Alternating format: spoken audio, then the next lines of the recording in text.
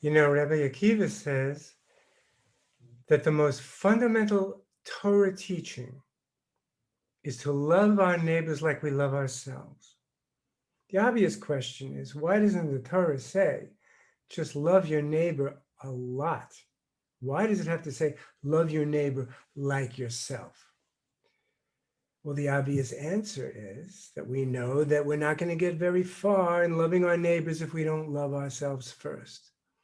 We're not going to get very far in life if we don't love ourselves, if we don't have compassion for ourselves, especially when we're hurting, when we're suffering. So we really don't need, I don't think we really need this teaching. It would be obvious, even without Rabbi Akiva's great teaching, that this is what's going to happen if we don't really start to do this. So in my own experience as a psychotherapist over the last 40 years, I would say that this is probably the number one issue that I've confronted with almost 50,000 people, that they're too hard on themselves, that they're too critical of themselves, that they don't know how to give themselves a break, that they're perfectionistic, that they never can, measure up to this idealized perfectionistic image that they feel that they have to be functioning at. So, how are we going to reverse this? How are we going to turn this on its head? Well, I want to introduce you to the work of two pioneer psychologists, Christopher Germer and Kristen Ness. These two really founded a whole new field in psychology called mindful self-compassion. And their research is quite fascinating, and I really love it because it's so compatible with Torah ideas.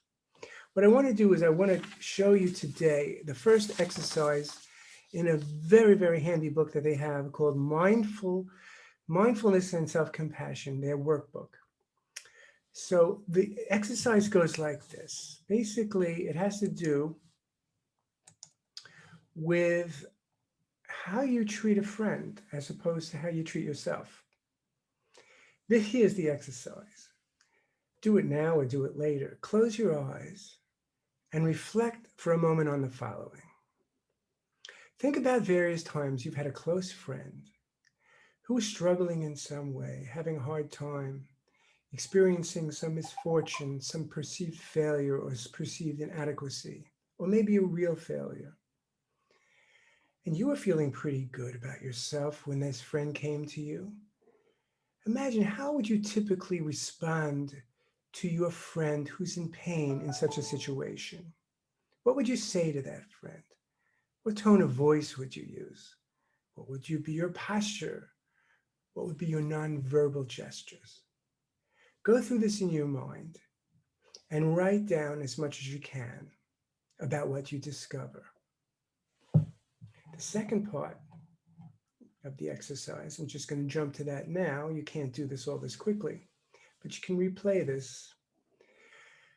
The second part of the exercise is to once again close your eyes and reflect on the question about various times when you were struggling in some way.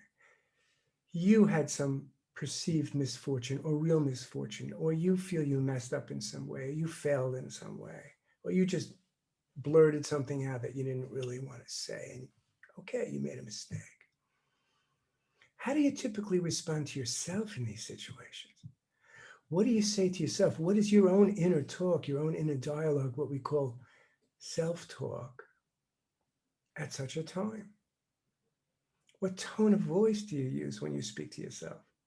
What is your posture when you're relating to yourself after a perceived failure?